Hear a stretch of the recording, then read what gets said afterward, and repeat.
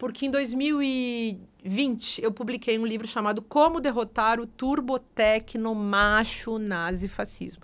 Porque aí eu já tinha observado em 16, 17, 18, 19 o que tinha acontecido no Brasil. E eu tinha publicado um livro chamado Ridículo Político em 19, um outro chamado Delírio do Poder em 2020, não, em 17 e 20, enfim. Enfim, publiquei 4 livros sobre esse assunto e deu para entender que o fascismo era um jogo de linguagem. Por que não dá para conversar? Claro, se a gente interpretar ironicamente essa frase, é uma proposição. Como conversar não significa que eu estou perguntando nem respondendo. Significa que eu estou colocando uma questão. Mas por que não dá para conversar? Porque, na verdade, como ele é um jogo de linguagem, ele não é um jogo de linguagem que nasce nem da tua, nem da minha, nem da tua inteligência, nem das nossas burrices, das nossas ignorâncias. Ele é produzido publicitariamente. Então, você coloca o rebanho, as massas, a pensarem numa direção, que foi o que eu escrevi no primeiro livro lá do Como Conversar com o Fascista. Você coloca as pessoas a pensarem e repetirem de uma maneira como se fosse uma ventriloquacidade. É um conjunto de clichês, de frases feitas, de ideias prontas que vão circulando na sociedade, produzindo sociabilidade, compreensibilidade entre as pessoas. Não tem, obviamente, nenhuma inteligência nisso, senão um gozo bastante perverso e uma autocompensação emocional gigantesca nesse gozo de destruir mesmo o inimigo. Então, você constrói um inimigo, isso é clássico do fascismo histórico, desde Mussolini, esse é o jogo. E eu falei sobre o inimigo. E aí, eu falei nesse livro uma coisa que eu acho que está funcionando até hoje. Tem gente que funciona dentro de um regime de pensamento democrático. E tem gente que funciona dentro de um regime de pensamento autoritário. Só que você pode manipular isso. Se for, deixa eu só fazer 2 questões aí. Para compreender mesmo. Primeiro, como você responde à crítica, eu acho que até eu sei a resposta para mim mesmo, porque eu não concordo com ela, mas ela existe e eu acho que ela é pertinente.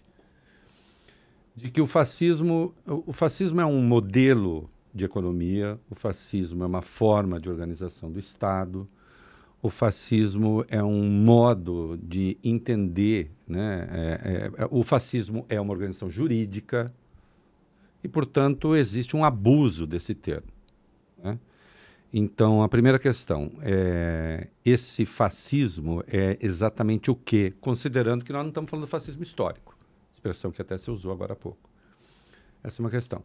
E a segunda questão é se não há o risco, quando você, nessa exposição que você fez há pouco, de tornar o fascismo quase uma coisa orgânica também, em certos casos, uma naturalização. Algumas pessoas elas se tornam organicamente fascistas, e se elas são organicamente fascistas, elas também não têm responsabilidade sobre os fascismos que produzem e reproduzem. Não será possível corrigir sua natureza. E, portanto, não dá para corrigir essa natureza. Então, mas se a gente não usar o conceito de natureza e pensar mais em termos de produção do inconsciente como produção da linguagem. Então... Mas a primeira coisa, assim, é essa história do fascismo histórico e o que é o fascismo, e depois essa outra questão da naturalização. Então, para mim, como é que eu construí a minha teoria? Eu pensei, então, Mussolini, lá em março de 1919, cria essa tag, né? Ele criou essa... ele criou um termo genial. Sim. E aí foi a grande... produto político. Alguns teóricos dizem que foi a grande invenção política do século XX. Faz sentido. E aí volta 100 anos depois com muita força, porque como tecnologia política é um negócio fabuloso. Sim. Então, tem muita gente que gosta de interpretar o fascismo na linhagem de um populismo, e até tem os teóricos da esquerda que vão falar em populismo de esquerda, que não seria um fascismo. O que seria um fascismo? Seria a construção desse inimigo que faz um foco na massa odienta, que aí, se a gente vai para uma interpretação mais psicanalítica, você pega a hipótese do Freud da pulsão de morte e você bota todo mundo a funcionar na pulsão de morte, que dialeticamente traz uma compensação erótica gigantesca. Então, você imagina essas hordas de gente ali na Paulista, como a gente viu, gozando na ignorância, na burrice, na confusão entre cristianismo e judaísmo e coisas do tipo. Quer dizer, na ignorância bruta, sem entender nada do que está se passando, mas fazendo aquela socialização pelo mal e, claro, tendo um afeto muito fácil para curtir que é o ódio. E aí, gente que não conseguiu sentir outras coisas mais interessantes. Os afetos e tristeza. Então, os afetos tristes e os afetos alegres lá do Spinoza. Esse cara foi muito esperto, porque o Spinoza, lá no século XVII, gente, é um gênio. Absolutamente. O cara saca que, assim, o que a gente faz com o povo? Vamos entristecer o povo, né? Ele diz, o soberano é o cara que, se quiser governar tiranicamente, ele vai entristecer o povo. Entristecer significa dar para o povo a chance de invejar, de odiar. Olha o que o Bolsonaro fez com o Brasil. E aí eu uso muito parcimoniosamente a expressão bolsonarismo, porque tem muita gente que diz, não, a gente tem o bolsonarismo, não tem o fascismo. Não, a gente tem o fascismo e o bolsonarismo é uma versão momentânea, passageira desse fascismo. Mas vamos lá no velho fascismo. Então, aí Mussolini cria essa expressão e ele fala disso, 1920, 1930, 40, aí esse é um tempo em que o rádio existe, a publicidade existe, o cinema já existe ainda de um jeito que vai avançando de década em década, deixando de ser tão incipiente. Mas tem uma coisa que acontece em 1950, que é a invenção da televisão, que, para minha perspectiva, muda tudo. Então, tem esse fascismo antes da televisão e depois da televisão. E o fascismo é também, como ele é uma tecnologia política baseada na produção da massa, como o próprio cinema é, tem teóricos que vão dizer que o cinema, que foi o cinema que inventou a massa, que não existia massa antes da invenção do cinema. O fascismo antes do Goebbels e depois do Goebbels. Então, mas aí pensa, como é uma questão de massas é uma questão de quantidade. Uma quantidade que vai gerar qualidades. E aí a gente tem a televisão, que gera um outro tipo de massa, muito além do cinema, e depois a internet, que também vai turbinar tudo isso. Por isso meu livro sobre o turbotecno, macho, nazifascismo. Tem, enfim, cada uma dessas partículas tem lá uma questão para a gente abordar, mas para mim era muito isso. Isso que as pessoas começaram a chamar de neofascismo tinha a ver com isso. Qual é a base dessa história? Como eu disse, eu fui formada, fiz mestrado e doutorado sobre pensadores que estudaram o fascismo, sobretudo eu estudei o Theodor Adorno. E ele tem um texto bem importante, muito discutido, claro, ele tem vários textos importantes sobre o fascismo. O Adorno e o Horkheimer, aliás, eles têm um livro chamado Dialética do Esclarecimento, que é um livro que, antes de todo mundo, já falava de um negócio chamado razão patriarcal, antes da Simone de Beauvoir fazer o segundo sexo. Então, esses caras são muito espertos, porque eles entenderam que é um processo de pensamento, uma determinada racionalidade, que aí vai para as instituições todas, essas que você citou, e que vai forjar os caminhos aí do mundo. Bom, e ele tem um livro, o Adorno, junto com outros pesquisadores, que se chama A Personalidade Autoritária, no qual ele fala sobre uma coisa chamada fascismo e potencial. O que é isso? É, digamos, o sujeito que está ali no recalque dos preconceitos, ele está ali incubando um tremendo de um ódio, ele se torna um indivíduo rígido, conservador e, quando for oportuno, quando aparecer um líder autoritário que permita a ele, que autorize ele a agir, que aí chega com uma coisa que eles não falaram, mas que eu acoplo nas minhas teorias, que é o fundamento místico da autoridade. Chega alguém que diz, você pode, venha odiar comigo, vamos todos odiar, vamos todos, como dizia um dos filhos do Bolsonaro, né, matar todo mundo suavemente ou lentamente ou algo assim. Então, é uma coisa de gente maníaca, de gente que, digamos, são fascínoras, são maníacos, aqueles de filme de terror, né, mas eles jogam com isso. E o Bolsonaro, que é outro assunto importante, né? O Bolsonaro, do meu ponto de vista, ele faz justamente esse papel do sujeito que consegue catalisar esse desejo reprimido. Bom, só que eu acho que esse desejo ele é arraigado na gente, não é assim tão potencial no sentido de uma natureza primitiva, de um inconsciente romântico ou idealista que está lá perdido no século XIX.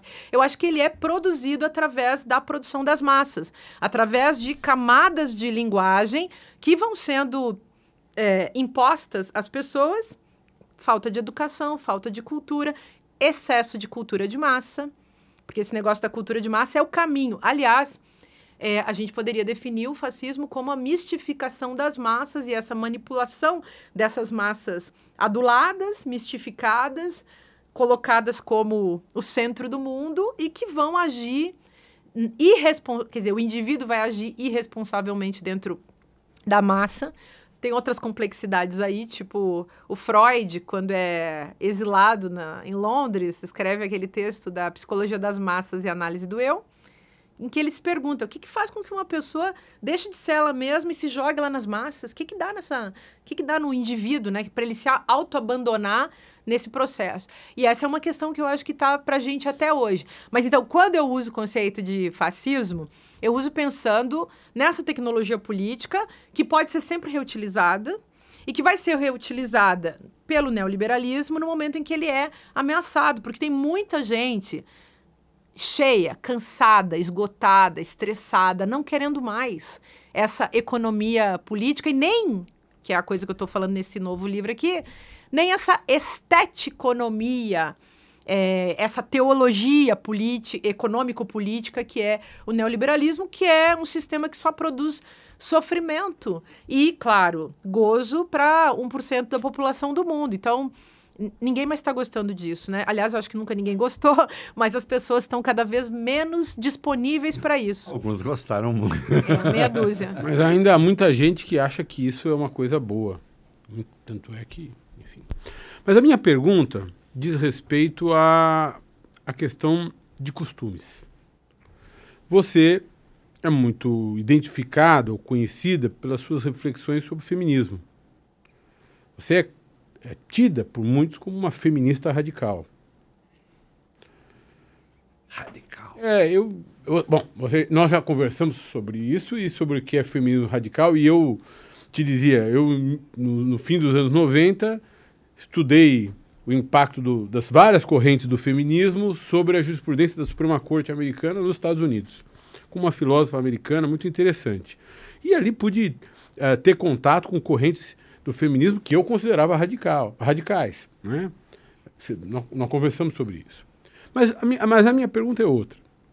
A minha pergunta é a seguinte. A misoginia,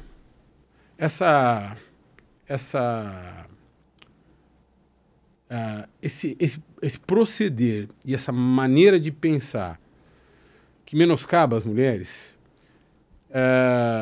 é algo necessariamente conservador e fascista ou não? Ou é possível encontrar misoginia, como se encontra frequentemente, no campo progressista também? E os progressistas que são misóginos são fascistas infiltrados ou simplesmente ainda não aprenderam o que deveriam aprender? Tem até uma expressão popular para ser a mesma que é o esquerdomacho. É isso, Tenho falado muito. Eu frequentemente recebo, às vezes, quando eu derrapo, falo isso de mim. Mas eu acho que você é esquerdomacho? Eu acho que eu não sou. Poxa, meu amigo. Mas eu acho que eu não sou. Eu também te acho um docinho. Eu também acho. Olha, então, eu acho que eu vou dar um curso de desconstrução de esquerdomacho. De vez em quando eu convido eles para fazerem meus cursos.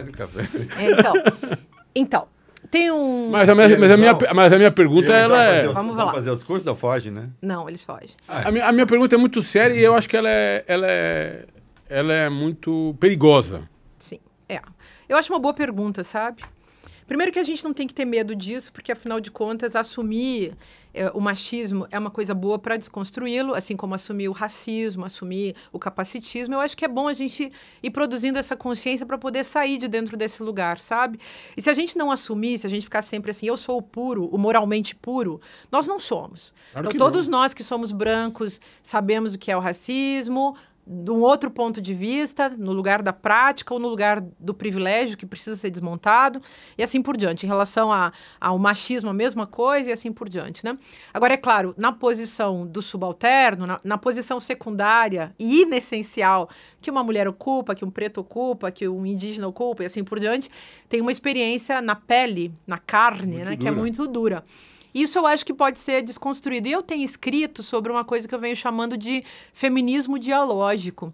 Porque, assim, eu não defendo que, por exemplo, a gente extermine os homens ou extermine os brancos. Ou que a penetração seja... Eu até gosto toda a penetração seja um ato de estupro. Então. Como era a doutrina que nós discutimos, sobre a qual nós discutíamos. Pois é. Então, acho que nós podemos ter visões mais razoáveis e que a gente pode tentar preservar as vidas e construir um mundo menos sanguinolento, menos violento. E eu até vou dizer uma coisa engraçadinha, né? Mas é uma coisa engraçadinha. Eu até gosto dos homens. Eu estudei vários deles ao longo da minha vida. Estudei muitos homens, desde os pré-socráticos. E, embora eles fossem misóginos, aliás, foi nos textos que eu fui descobrir esse negócio e entender o nexo que havia com a realidade... Mas não dá para jogar fora tudo que eles falaram, sabe? Então, enfim. Mas isso não quer dizer que a gente não deva também fazer um jogo de luta por hegemonia de um outro mundo possível, né? Que é isso que eu ando defendendo já faz um certo tempo. Bom, mas então, aí a misoginia, ela é uma prática discursiva, histórica, e ela articula simbolicamente a nossa sociedade. Acho que nós precisamos fazer o esforço de desmontar essa estrutura na linguagem. E a melhor coisa que a gente tem a fazer é justamente construir um diálogo lúcido e, ao mesmo tempo, uma prática, né? Que nem uma prática muito concreta, que é dar espaço para as mulheres. Então, mulheres brancas têm que dar espaço para mulheres não brancas, homens para mulheres, homens cis para homens não cis, e assim por diante. Mulheres cis para mulheres trans, e assim por diante. Enfim, então, eu acredito muito que isso é possível, sabe? Que é possível, claro, dentro daquelas camadas da sociedade, naqueles lugares da sociedade onde a gente puder produzir diálogo. E por isso que nos meus livros eu fico sempre defendendo essa ideia de uma cultura do diálogo. E essa cultura do diálogo não é fácil no meio de uma sociedade dos jogos de poder, em que a linguagem já é poder, né? E a linguagem, ela é sempre, como dizem os psicanalistas, ela é sempre fálica. Então, imagina o que é uma mulher se meter nesse lugar da linguagem. Então, ela já vai ser tratada como aquela mulher fálica, como se isso fosse um erro da natureza, quando, na verdade, isso é, digamos, da estrutura da linguagem que priva as mulheres do uso desse mecanismo, né? Que é um mecanismo que vai colocar as mulheres como a intrusa que não devia estar aqui, que não devia estar falando disso. Eu não entendi. É da estrutura da linguagem? Da linguagem mesmo? Da linguagem, sim, porque, assim... o que é a linguagem, né? A linguagem é uma saída da condição da natureza para um lugar político. No Aristóteles, por exemplo, isso só é possível porque um ser, um corpo, sai da vida animal e vai para a vida humana. Só que essa vida humana, ela é articulada na voz. Então, é uma voz articulada que as mulheres não têm. Então, para o Aristóteles, são os homens que têm isso. E as mulheres ficam lá dentro da casa, no que ele chamava de oikos, e não na polis. Elas ficam lá junto com os escravos, junto com os animais, pertencendo àquele tipo de vida, que é a vida zoé, de onde vem zoologia. Então, as mulheres seriam da ordem da zoologia, destinadas à procriação. Isso aí segue na história da filosofia inteirinha.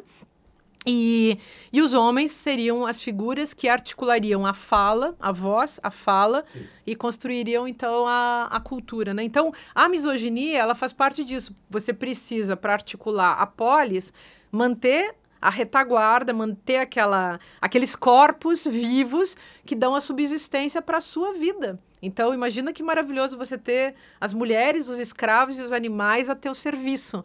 E por isso essas mulheres que não agem nessa linha, que não ficam no mundo do oikos, que são essas mulheres que não estão atrás de um grande homem, mas são mulheres que estão na vanguarda, que estão no protagonismo, essas mulheres parecem realmente excrescências. E essas mulheres, se você for às tragédias gregas, por exemplo, eram elas, as Antígonas. As Clitemnestras, que as Medeias, que ameaçavam, sobretudo a Clitemnestra, a Antígona também, elas vão ameaçar a masculinidade dos homens, porque imagina quem é essa louca que vem aqui falando de igual para igual, achando que tem razão. Causavam guerras e desastre. Oi? Causavam guerras e desastres. Exatamente. Então, elas tinham que sempre ser reconduzidas, e é esse o esforço desse sistema patriarcal, de reconduzir as mulheres para aquele lugar onde elas são inessenciais, como dizia Simone de Beauvoir. Lá, elas devem ficar na retaguarda, nunca na vanguarda, sempre para trás. Então, não é incomum o silenciamento, das mais diversas formas, as violências verbais, simbólicas. A gente até, quem é feminista, tem que fazer... Eu vivo fazendo momentos didáticos. Hoje eu estava numa banca de mestrado e eu interrompi o presidente da banca para fazer um mansplaining, um mains interruption, ao contrário. Sabe? Para a gente fazer um exercício, assim, olha só como é legal você ser interrompido, porque nós mulheres somos acostumadas a ser interrompidas. Então, vocês dois, por exemplo, estão me escutando com curiosidade e gentileza, mas isso não é comum, sabiam? Constantemente você tem que invadir o território, irromper de dentro da não história, né? E aí você aparece como uma Você sabe que toda anormal. interrupção que eu fizer agora, inclusive essa, a partir de agora nos comentários eu começo a ser acusado de fazer justamente isso que você denunciou. Então, mas a gente está fazendo um exercício didático. Então, mas o que me incomodou na sua exposição é quando você fala da questão estrutural da linguagem. Porque aí tem um exercício que é lógico também. Se a questão estrutural, se a própria estrutura da linguagem já tem essa contaminação ou essa gênese, toda a linguagem que denuncia a própria misoginia, a própria linguagem, eu teria de inventar uma outra linguagem para denunciar isso que você está apontando. Tem umas feministas que são a favor disso. Eu já acho que não precisamos disso. Não, acho que a gente pode... por exemplo, eu acho... Você pensa, vamos lá nos gregos de novo. Pensa na Safo. A Safo fazia poesia. Comparo como igual dos próprios deuses este homem que sentado à tua frente escuta quando falas e ris assim cheia de graça. Olha! Vocês Mal não te combinaram. vejo, não. Olha! Mal te vejo, o coração se parte do meu peito, a língua como que se treme, um frio, um frio percorre o meu corpo e pouco falta para que eu não morra ou enlouqueça. Que lindo! É a descrição de um orgasmo. Que lindo! A namorada dela está com outro homem. Nossa, E com outro homem, está com um homem e ela está desesperada. que triste, né? Pois é. Pois Só é. falando da Não, mas Safo, fica foi bonito. só para me exibir um pouquinho. Não, mas ficou bonito. Ficou bonito. Eu não sei decorar essas coisas, mas enfim. Mas, ó, e a poesia quebra. Que foi para audiência, tá vendo, gente? É assim. Bonito, bonito. Olha, achei legal. Valeu, obrigada. Mas então, a poesia quebra essa linguagem pré-programada. E tem, digamos, aquilo que é o inominável, o impensável, aquilo que puxa para o lado da sensibilidade, vamos dizer assim, fora do jogo dessa razão que eu estou chamando de pré-programada, que já é codificada como um sistema de poder, né? Então, só que eu acho, por que eu falo isso? Porque eu acho que o sistema é patriarcal. Só que a gente não tem outro. Então, eu não gosto, por exemplo, de pensar numa fantasia matriarcal. Acho que esse é o sistema. Politicamente, nós devemos reconhecer os lugares onde fomos colocados, todos os corpos, e que a gente pode se contrapor negativamente aos jogos de linguagem que estão dados. Então, eu sou mais para hegeliana e marxista do que para, digamos, esses pensadores, mesmo essas feministas francesas, aquelas Kristeva, essas mulheres que falavam dessa linguagem outra, né, Sixus e figuras assim. Acho que são muito interessantes, mas eu prefiro pensar num materialismo histórico para fazer feminismo. E aí, é isso. Qual é a linguagem que tem? O que a gente vai fazer? A gente vai causar efeitos nessa linguagem.